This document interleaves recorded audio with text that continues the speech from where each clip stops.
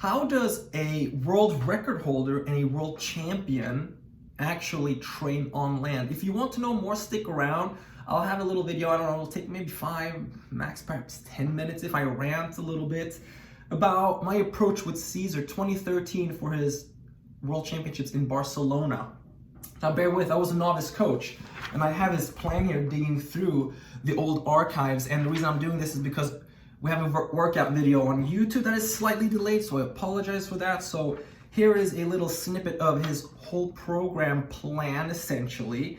And I don't think I have too much to give out. Listen, like, strength training doesn't make a world champion. I know that. I was a young coach. It merely just guided him along the way. I just stayed in touch with my old swim coach, Scott Goodrich, now at Texas Christian, with my old colleague, James Winchester. Doing great things out there, and offered to plan out Cesar's program essentially for the World Championships because I thought I had some knowledge that they might like, and they were intrigued and they went with it, and he ended up winning 2 gold medals in the 50 freestyle and the 50 butterfly. So this is super sprint, right? So if you're a mid-distance or distance guy, or if you're novice, beginner, or moderate, this is really, take this with a grain of salt, even for the coaches. This is a program that, again, I was not a certified strength coach yet, but had some tricks. So I just want to critique myself a little bit, if you will, because Cesar was coming off of 2 knee surgeries in October, November, and ended up dropping from World Championships, from trials to World Championships, about 5 100s in his reaction time, which was huge, and about 3 or 4 tenths total in his 50 freestyle, and perhaps a little bit more in his 50 butterfly, which was still quite significant. But just looking at this, I had about 11 weeks of planning his program and building up hypertrophy a little bit. So the workout coming up next week is going to be a hypertrophy workout that Cesar did. Stay tuned for that one. It'll be a really fun one, and it really burnt me down to the ground, but it was really fun to do. Bear with that, he was also in much better shape than I am currently when he was doing this program. But essentially, since he had some sort of base already, and don't need much of a base, but still wanted a good functional strength base, and then a little bit of a hypertrophy, because it's still good to increase the cross-sectional area of the muscles so he can have more power. Because of the knee surgeries, I anticipated that perhaps he didn't have as much muscle mass as he had in the past. And then working a mix here, strength power I called it. I don't do that anymore, so I have evolved. Strength power for 2 weeks, and then power strength and explosive power. And then he had his Paris Open in Europe, about 3 weeks out of the World Championships, and that was his last strength program. So I planned about 2 months of his strength program. He did his dry land stuff. I know he loved doing medicine ball stuff. He still does a lot of medicine ball work. And I mean, here's a story though, like, right? I mean, beyond the programs, because I have his programs and his weeks, and sure, what did he do? What did he do? I mean, here's what a champion mindset is. We were doing bench press on the stability ball. I think we were supposed, what week were we in? Week 5 or 4 or 5. He was in Arizona prepping for the Arizona meet, I remember, and the Santa Clara Grand Prix, I think, before that, or soon after. And we're doing on the stability ball, doing 5 repetitions, 5 or 6 repetitions. So strength endurance, working strength endurance. And he's at 85 pounds, I think, 85, 90 pounds, and he's just joking with Scott about 100 pounds. I said, Cesar, you cannot do 100 pounds. I want you to do 5 reps, and I see him kind of struggle a little bit with the 85, 90, and he looks at me like I'm a young little coach, in which I am. I'm just following science. Hey, Cesar, science says don't do it, and I don't think he could do 100 pounds, 5 reps. He grabs the 100 pounds, of course, and does 1 and 2, and struggles with the 3. Of course, he didn't make the 5, but he went for it. Right, so championship mindset. So no matter what you say, if you say I cannot do this, I will do this.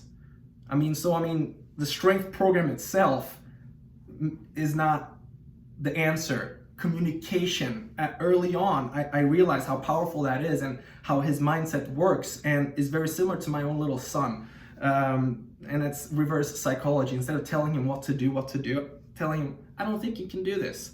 And he has to prove me wrong. So sometimes that is a championship mindset that is, something we cannot avoid. But things that I am impressed about is, say, his last phase of strength, which is more power, quickness.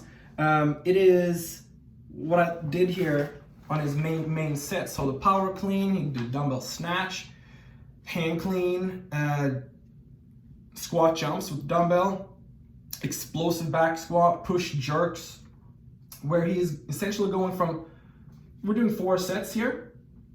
We're going light, medium, heavy, and a medium. What that means for him, right? I just want it to be quick overall. The heavy can be a little slower, and then it can be medium or light at the end. So we're actually doing a little contrast in weight. So his muscle fibers are getting different velocities of training towards the very end. So we're not just staying with strong movements.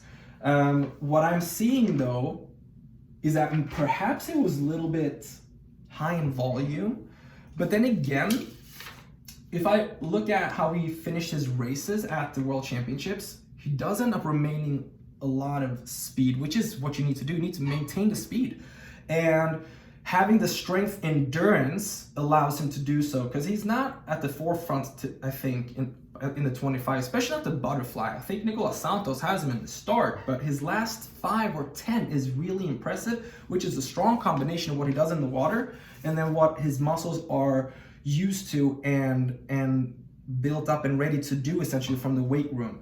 So it's a strong little mix, and like I said, a lot of functional movements, a lot of one-on-one leg. He loved Bulgarian squats. We did a lot of Bulgarian squats with Cesar.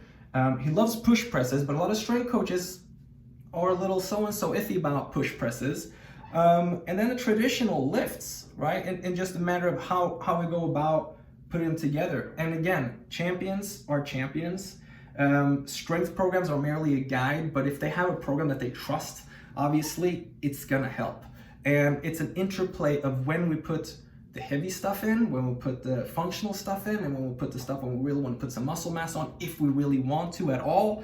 And then when we taper and how long we taper. So what we need to discuss more openly in our community, I think, is when do we do our last maximal strength phase, or the week, or how many weeks away is that from competition?